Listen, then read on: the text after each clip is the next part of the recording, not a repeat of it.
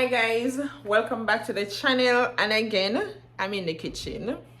Yes, it's a festive season, so we're doing a lot of things in the kitchen, of course. And today, as you can see in the title below, I am about to do something that I love.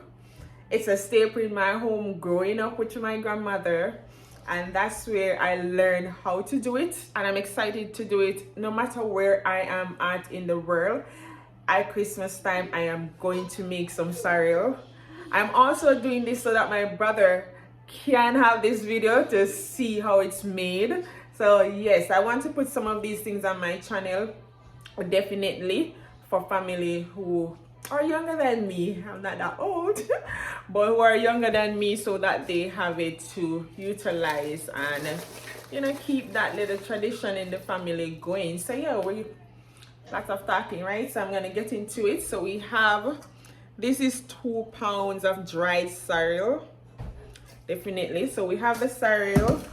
I am going to be using some cinnamon sticks along with cinnamon leaf. If you haven't tried this, give it a try to give the sorrel a nice taste. So yeah, I have like 5 leaves and 3 sticks, a little piece of sticks. I have this cinnamon from back home in Jamaica, and of course we're going to use the good old ginger. Yes, so that's what we're going to be using.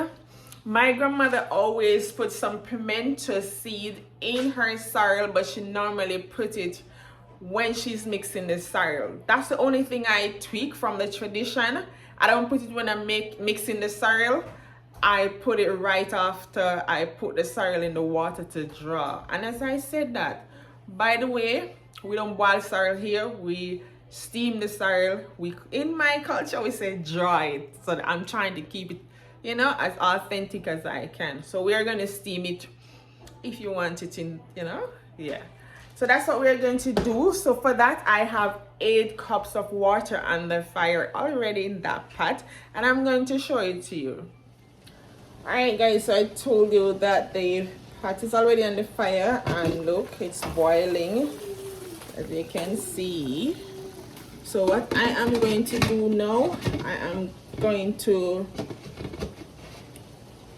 look about the stuff that I prep. Alright guys, so I already washed the ginger as well as the cinnamon, and I beat up some of the ginger. I have a lot of ginger because I beat it up, but these ginger, they are not that strong, to be honest with you. So what I use a tenderizer, but if you don't have a tenderizer, the good old bottle, you can use it. So I'm going to show you. So if you have the tenderizer, you just beat it normal.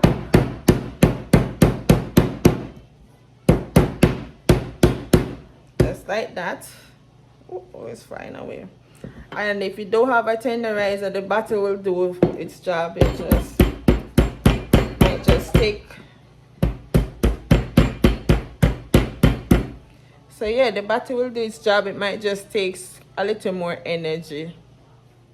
Okay guys, so what I am going to do now, I am going to add the cinnamon and ginger to the pot of boiling water and allow it to boil and become very flavorful, right? So because the ginger is going, along with the cinnamon, it's going to give a good aroma. It's going to be smelling so good inside here. I know that for sure.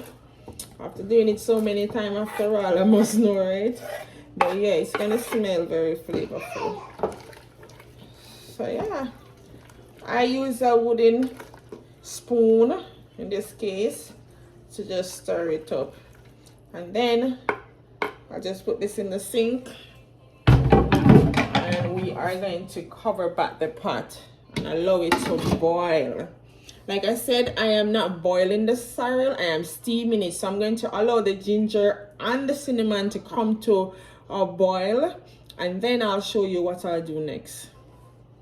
Alright guys, so now that we have the ginger along with the cinnamon boiling, I am going to wash the dry sorrel. You want to make sure all the debris you get rid of that because you don't want to drink that, right? So I am using baking soda to wash mine. I've seen where people use salt. I've never used it before, and some people just use the water, but I use baking soda so it can you know, get rid of any gunk or anything. Especially this was not grown by me, because normally in the country my grandmother would do that, so definitely would be coming from her farm, but I purchased this one. And even this coming from the farm, of course we wash it and so forth, but I'm using baking soda. So that's what I'm doing now.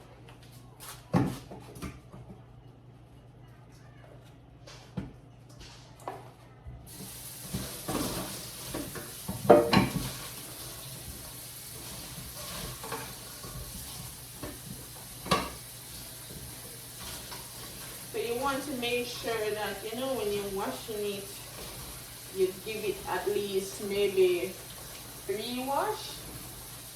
Well, some people say I overdo it, but that's just me. I wash it even 4 times. Depends on how it looks to me at the end. But you don't want to wash it and get rid of all of the little color, you know. So you just have to be mindful.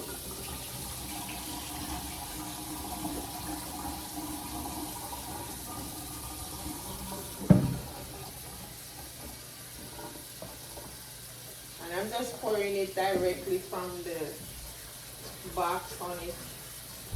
Just like that. Nothing complicated. Just to the point.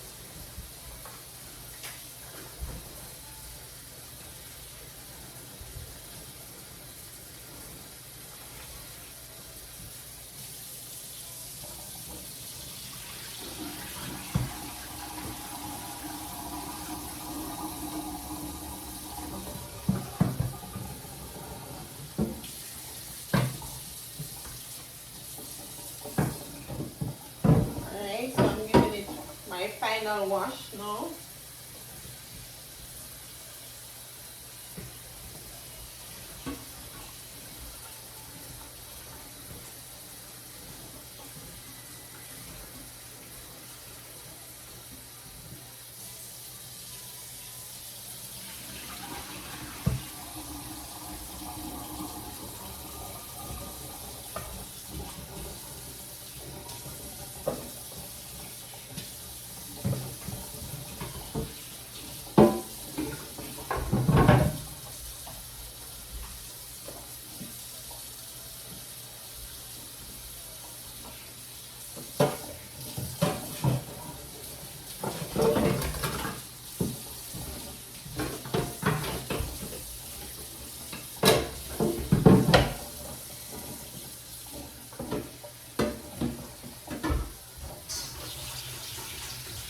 So just rinsing it off without any baking soda. So after I give it 3 wash, I give it a 4th one just to rinse it, the baking soda away.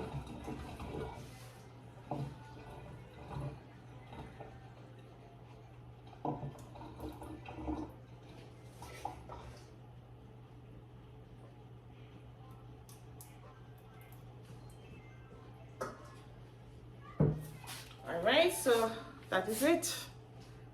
Sorry, well clean and ready to go in the pot, but you know I'm waiting on the pot to boil some more. It's about that time when we're going to add our sorrel, the ginger and cinnamon boil. So like I said, I'm not boiling the sorrel like that, so I'm going to add the sorrel to the boiling ginger and cinnamon, and the flavor, I can smell it. So after I add it, I'm going to allow it to like boil up back for like 2 minutes, and then I just lock it off. And once I lock it off, I'm going to add this pimento seed to it.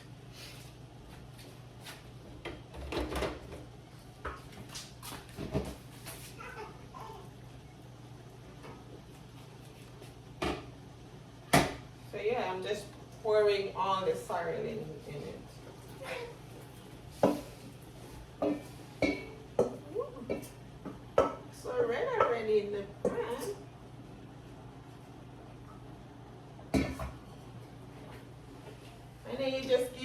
quick stir like this.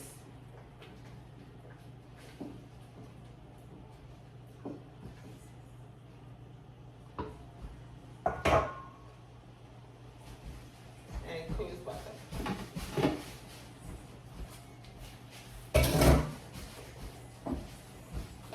So once you add the sorrel to the boiling water, it's gonna stop boil up.